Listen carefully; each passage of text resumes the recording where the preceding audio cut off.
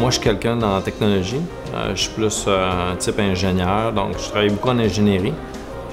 Malheureusement, quand tu crées un produit, c'est facile de créer des produits, mais le nerf de la guerre en business, c'est la commercialisation. Et j'ai zéro expérience, même l'entreprise n'avait pas une grosse expérience, la commercialisation, vente, marketing, finance. Donc ça c'est venu complémenter, puis ça m'a expliqué beaucoup comment vendre des produits. On était beaucoup à l'international, mais comment vendre des produits. Puis le produit n'est pas si important que ça si la vente et le marketing n'est pas bien fait, le positionnement du produit et comment on le vend aux individus.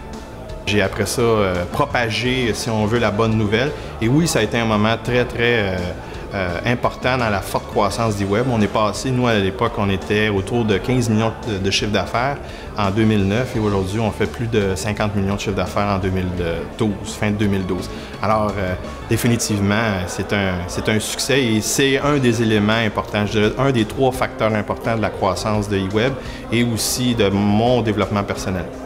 Donc, ça nous a ouvert à tout ce qui est des éléments super importants, qui est le focus. Quand on se part en entreprise, puis qu'on commence à avoir du succès, on veut se lancer un peu partout, puis aller chercher toutes les opportunités de marché.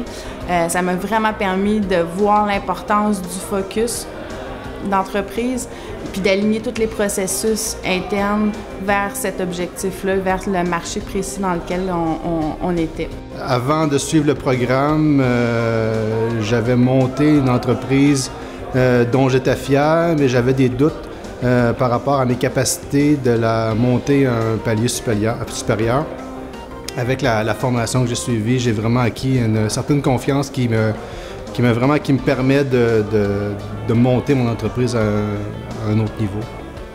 Ça a été un exercice fantastique où est-ce que on a eu les mêmes bases d'enseignement, où est-ce qu'on parlait des mêmes choses, des mêmes thèmes. On analysait les affaires différemment en revenant de ça. On se posait des questions peut-être un peu plus brutales et ça a eu des résultats largement... Ça a vraiment impacté l'entreprise. Ça m'a permis de voir comme une entreprise, me voir en fait comme un entrepreneur international. Mais tu sais, vraiment me regarder et dire, je suis une entreprise internationale, mais basée au Québec, plutôt que d'être une entreprise québécoise assez de percer le marché international. Et cette vision-là me permet en fait de changer complètement comment on fonctionne à l'interne en entreprise. On était une des seules entreprises, je pense qu'on est une des seules dans les 5 ou 6 cohortes qui ont passé à avoir un axe service, principalement un axe service dans le fond.